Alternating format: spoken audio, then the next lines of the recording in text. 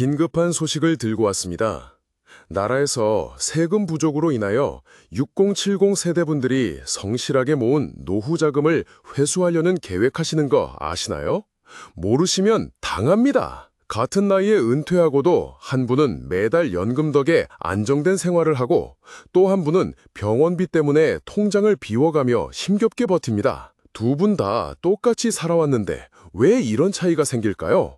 오늘은 이 질문에서 시작해 보겠습니다. 저는 15년 동안 기초연금 상담을 해온 사회복지사 이현수입니다. 전국 곳곳의 주민센터에서 어르신들과 직접 만나 이야기를 들어왔고 300건이 넘는 상담을 진행했습니다. 그 과정에서 늘 같은 상황인데도 결과가 정반대로 갈리는 사례를 수없이 보았습니다. 오늘 제가 들려드릴 이야기도 바로 그런 사례입니다. 은퇴 직후의 두 분, 김 씨와 박 씨를 예로 들어볼게요. 두 분은 같은 공장에서 30년 넘게 일하다 정년을 맞으셨고 은퇴 후 계획도 비슷했습니다. 손주 돌보고 텃밭 가꾸고 소소하게 살고 싶어 하셨죠. 그런데 지금 이 두 분의 삶은 완전히 달라졌습니다. 김 씨는 매달 32만 원씩 기초연금을 받으면서 생활비 걱정을 조금이나마 덜고 계십니다. 지난 4년 동안만 해도 누적 1,500만 원이 넘는 돈이 들어왔습니다. 반면 박 씨는 병원비 때문에 통장이 비어가며 늘 한숨을 내쉽니다. 두 분이 같은 길을 걸어왔는데도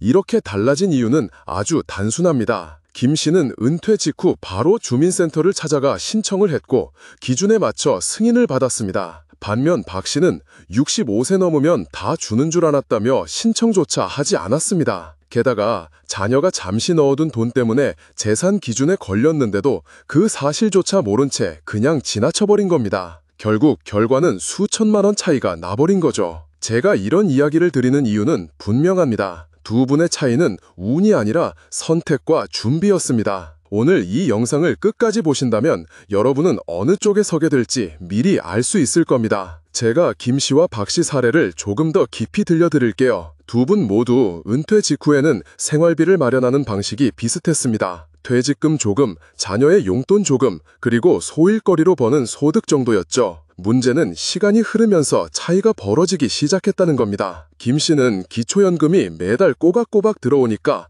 갑작스러운 병원비가 생겨도 큰 타격을 받지 않았습니다. 실제로 지난해에 큰 수술을 받으셨는데 연금에서 모아둔 돈이 있었기에 본인 부담금을 충당할 수 있었어요. 덕분에 자녀에게 손을 버리지 않고도 치료를 받을 수 있었습니다. 반면 박 씨는 상황이 정반대였습니다. 본인도 기초연금을 받을 수 있었는데 신청을 하지 않았고 그 사실을 모른 채 몇 년을 흘려보낸 거예요. 그러다 보니 병원비가 생길 때마다 자녀에게 손을 벌여야 했습니다. 자녀들도 넉넉하지 않다 보니 아버지, 이번 달은 조금 힘들어요 라는 말을 들어야 했고 박 씨는 자존심 때문에 차라리 대출을 받기도 했습니다. 결국 빚은 쌓이고 통장은 텅 비어갔습니다. 제가 상담 현장에서 가장 안타까운 순간이 바로 이런 때입니다. 두 분 다 받을 자격이 있었는데 한 분은 알았고 한 분은 몰랐습니다. 제도가 열려 있음에도 불구하고 알지 못해서 몇 년간 수천만 원이 그냥 사라져버린 거죠. 여러분도 아마 이런 생각 드실 겁니다. 나는 혹시 박 씨 같은 상황은 아닐까? 그래서 오늘 이 영상을 통해 정확히 짚고 넘어가셔야 합니다. 같은 나이, 같은 조건인데도 연금을 받는 사람과 못 받는 사람이 왜 갈리는지 그 기준을 아셔야 앞으로 후회하지 않으실 겁니다. 저는 이쯤에서 많은 분들이 묻습니다. 아니, 두 분 다 같은 직장에서 같은 조건으로 일했는데 왜 한 분은 받았고 한 분은 못 받은 겁니까? 사실 기준은 아주 단순합니다. 바로 소득과 재산이에요. 제가 상담하면서 가장 많이 듣는 오해가 있습니다. 65세 넘으면 자동으로 다 주는 거 아닌가요? 아닙니다. 꼭 신청을 하셔야 하고 심사를 거쳐야 합니다. 그 심사에서 가장 크게 보는 게 소득 인정액이에요. 예를 들어 설명드릴게요. 김 씨는 은퇴 직후 퇴직금을 조금 남겨두셨지만 그 외에는 큰 재산이 없었습니다. 통장에 있는 돈도 생활비로 꾸준히 빠져나가니 기준에 맞게 잡혔죠. 그래서 심사에 통과해 연금을 받을 수 있었던 겁니다. 반대로 박 씨는 자녀가 잠시 맡겨둔 목돈 때문에 문제가 됐습니다. 아버지, 이 돈 잠깐 제 명의에 넣어두면 안 될까요? 이런 경우가 실제로 많습니다. 그런데 심사에서는 잠깐이라는 설명이 통하지 않아요. 통장에 찍힌 그대로가 재산으로 계산됩니다. 결국 그 돈 때문에 기준을 초과해버렸고 신청조차 하지 않은 박 씨는 몇 년 동안 연금을 놓쳐버린 거죠. 제가 늘 드리는 말씀이 있습니다.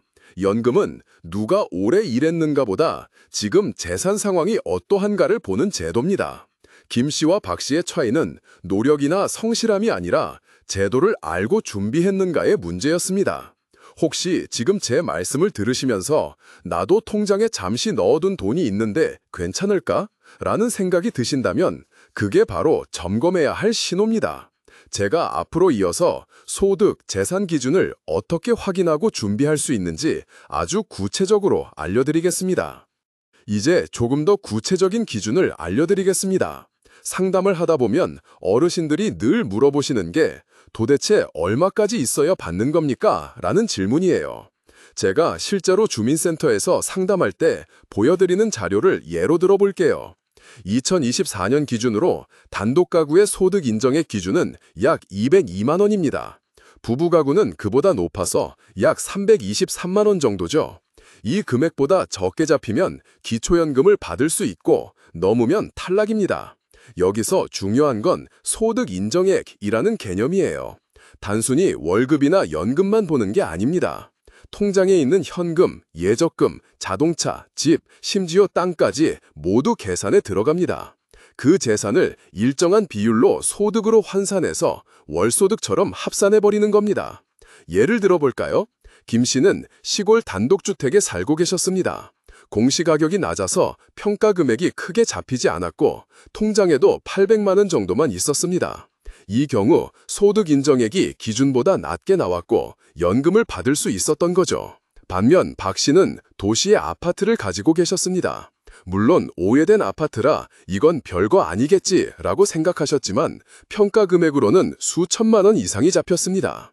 게다가 자녀가 맡겨둔 돈 2천만 원이 통장에 찍히면서 소득 인정액이 단숨에 기준을 초과해버린 겁니다. 이 부분에서 많은 분들이 억울해하세요. 내가 쓰지도 않는 돈인데 왜 내 재산으로 계산하냐고 말이죠. 하지만 심사 기준은 철저히 현재 보유액입니다. 사정을 설명한다고 달라지지 않아요. 결국 박 씨는 몇 년 동안 한 푼도 못 받으셨고 김 씨는 매달 32만 원씩 꼬박꼬박 받으셨습니다. 그 차이가 바로 지금 수천만 원으로 벌어진 겁니다. 제가 이렇게 숫자를 말씀드리는 이유는 단순합니다. 이건 누가 더 불쌍하냐, 누가 더 필요하냐의 문제가 아니라 명확한 숫자 기준의 문제입니다.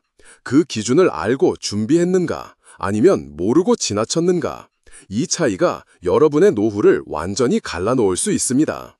그럼 여기서 궁금해지실 겁니다. 그럼 나는 받을 수 있는 조건인지 지금 당장 확인할 방법이 있나요? 하고요.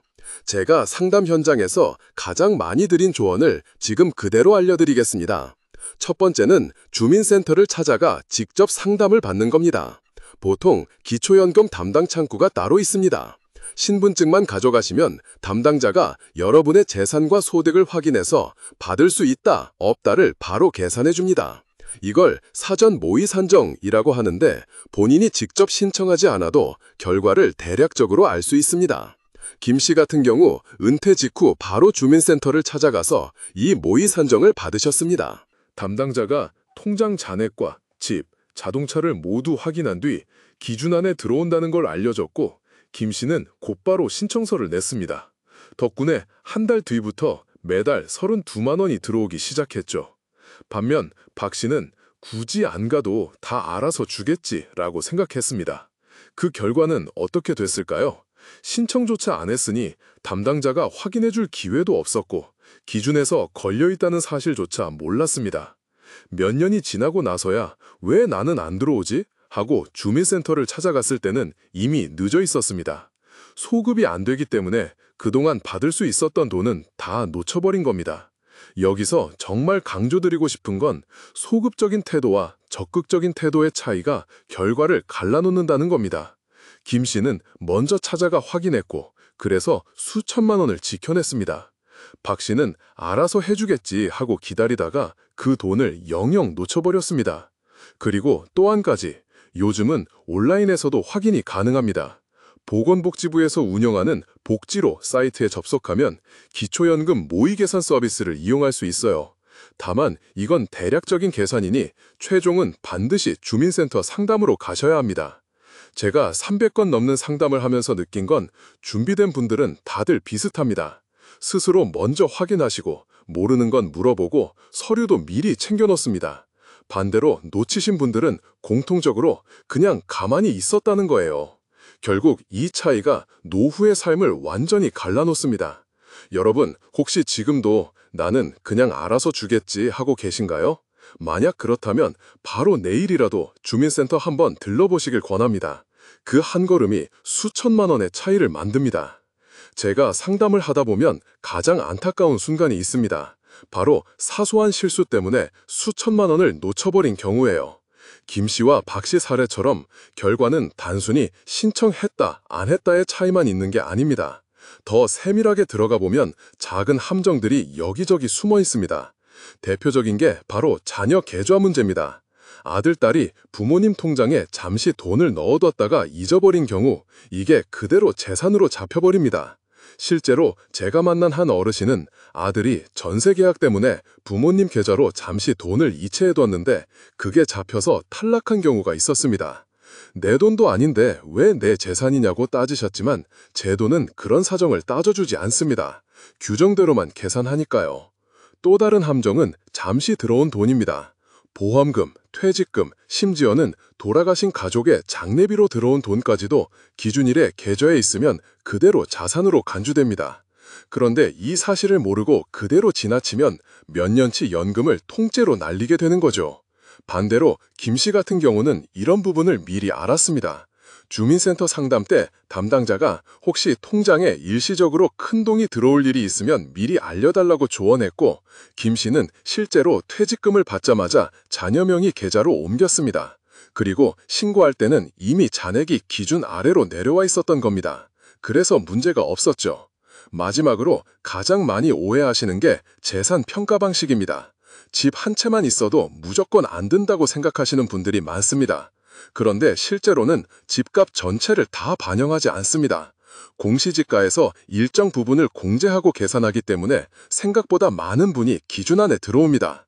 제가 상담한 어르신들 중에서도 집이 있으니 안 되겠지 하고 신청도 안 하셨다가 나중에 뒤늦게 알게 된 경우가 참 많았습니다. 여러분, 보이시나요? 이건 단순히 제도의 문제가 아니라 알고 준비했느냐, 모르고 지나쳤느냐의 차이입니다. 김 씨는 상담을 통해 이런 함정을 다 피해갔고 박 씨는 몰라서 그대로 빠져버렸습니다. 결과적으로 두 사람의 노후는 전혀 다른 모습이 되었죠. 제가 늘 강조드리는 건 단 하나입니다. 확인도 안 하고 그냥 넘어가지 마라. 주민센터에서 단 10분만 상담받아도 이런 실수는 충분히 막을 수 있습니다. 그 10분이 수천만 원의 가치를 지키는 시간입니다. 지금까지 들려드린 두 분의 이야기를 다시 떠올려 보겠습니다. 같은 공장에서 30년을 일했고 같은 시기에 은퇴했고 같은 나이에 손주를 돌보며 노후를 시작했던 김 씨와 박 씨. 출발선은 같았는데 지금은 너무나 다른 길을 걷고 계십니다. 김 씨는 매달 꼬박꼬박 들어오는 연금 덕분에 병원 갈 때도 손주에게 용돈을 줄 때도 마음이 한결 가볍습니다. 아휴, 다행이다. 나라에서 이렇게 도와주니 내가 버틸 수 있지 하시면서 작은 텃밭을 가꾸며 웃음을 잃지 않고 사세요. 반대로 박 씨는 병원비 고지서가 나올 때마다 가슴이 철렁합니다. 통장 잔액이 점점 바닥을 드러내니 자녀에게 손을 벌리기도 미안하고 그렇다고 포기할 수도 없는 상황. 같은 길을 걸어온 두 분의 노후가 이렇게 달라진 건 단순히 운이 아니었습니다. 여러분, 이제는 분명히 아실 겁니다. 이건 내가 선택하느냐, 그냥 지나치느냐의 문제입니다. 김 씨는 신청했고 박 씨는 신청하지 않았습니다. 김 씨는 상담을 받아 확인했고 박 씨는 확인조차 하지 않았습니다. 이 차이가 결국 노후의 무게를 완전히 갈라놓은 겁니다. 저는 오늘 이 영상을 통해 꼭 전해드리고 싶은 메시지는 단 하나입니다. 선택은 지금 여러분의 몫이라는 것입니다. 나도 받을 수 있을까? 하는 의문이 드신다면 그냥 혼자 고민하지 마시고 바로 주민센터 문을 두드리세요. 10분의 상담으로 여러분의 10년이 바뀔 수 있습니다. 여러분은 어느 쪽에 서시겠습니까? 안정된 노후를 스스로 선택하실지 아니면 몰라서 혹은 미뤄서 불안 속에 살아가실지 답은 지금 이 순간 여러분이 내리는 결정에 달려 있습니다. 저는 지난 15년간 상담을 하면서 그때 알았더라면 하고 후회하시는 분들을 수도 없이 봐왔습니다. 하지만 동시에 정말 다행이다, 알려줘서 고맙다 하고 눈물 글썽이던 어르신들도 수없이 만났습니다. 여러분의 내일이 어느 쪽에 서게 될지는 지금 여러분의 선택에 달려 있습니다.